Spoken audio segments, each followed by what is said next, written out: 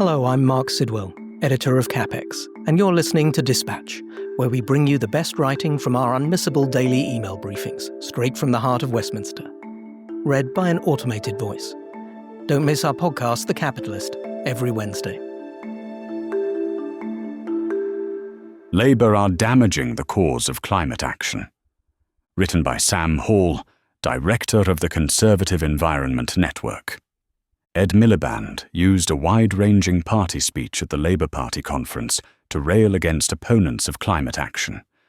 Nigel Farage and Reform UK bore the brunt of his attack for their hostility to clean energy.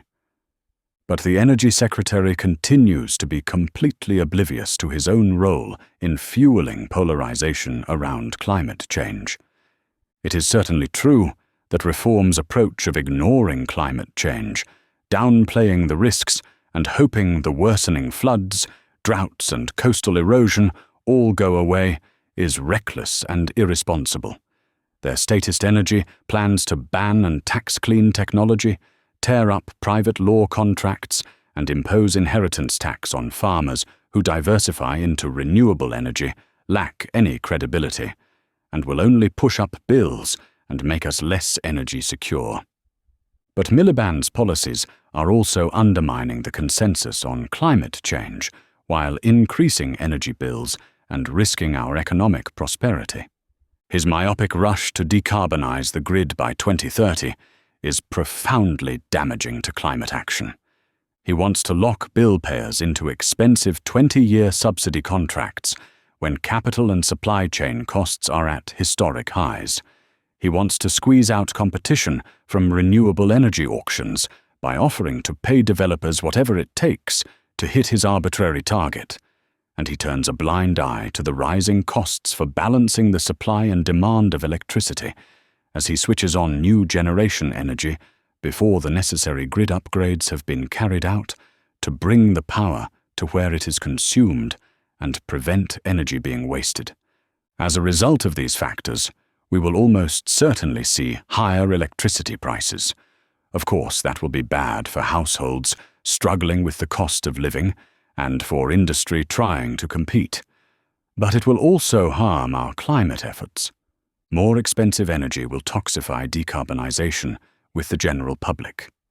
Even more substantially, it will make switching to electric cars and heating, vital for decarbonisation, less appealing and cost-effective for consumers.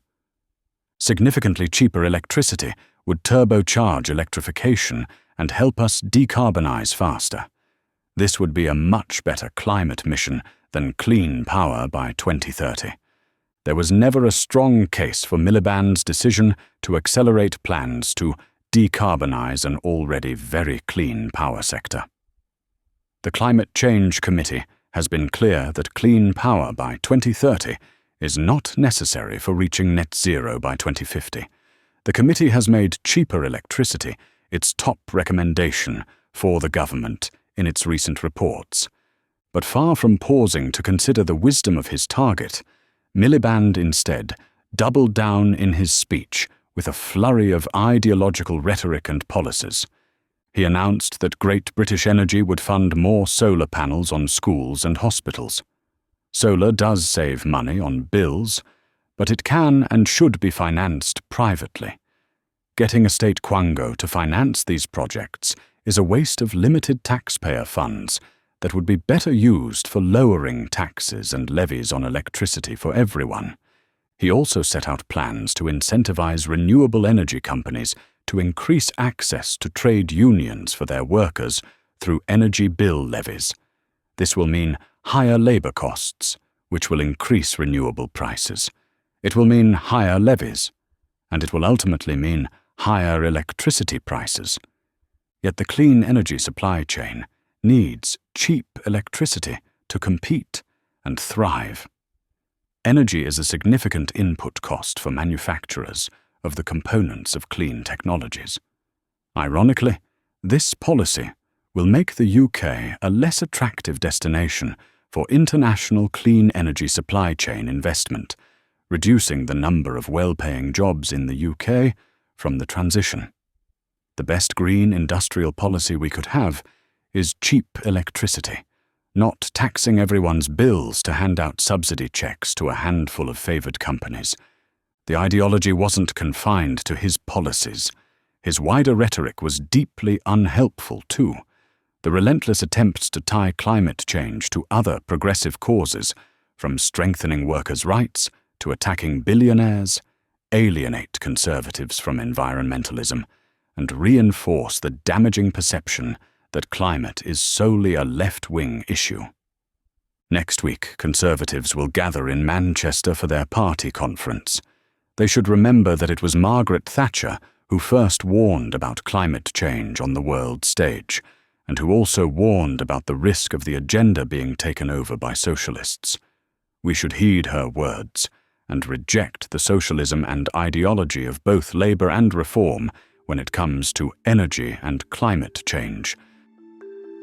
You've been listening to a dispatch from CapEx, the unmissable daily briefing on politics, economics, and new ideas. For more writing like this, go to capex.co. That's capx.co. And don't miss the next edition of our podcast, The Capitalist, this Wednesday.